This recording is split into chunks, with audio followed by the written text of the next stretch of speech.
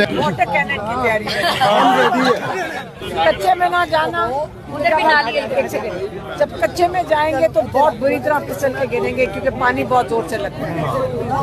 दोनों तरफ बड़ी सख्त नाली है, यहाँ बड़ी गहरी नाली है। उसमें शायद पतक जख्मी हुआ था, नहीं पंजोता जख्मी हुआ है। फिसल के पानी के धक्के से वो वहाँ पे जाकर गिरे थे। मेरी बहनें गिरी थी, पत्थर थे, जहाँ पत्थर है उधर ना जाना, सड़क की खैर है। और अगर इकट्ठे रहेंगे तो फिर इकट्ठे गिरेंगे, अगर इकट्ठे होंगे तो इकट्ठे गिरेंगे। लेकिन इससे मैं बता रही हूँ कि देखिए सिर्फ पानी है, पानी से कुछ नहीं होता, पानी से आपको कुछ नहीं होगा।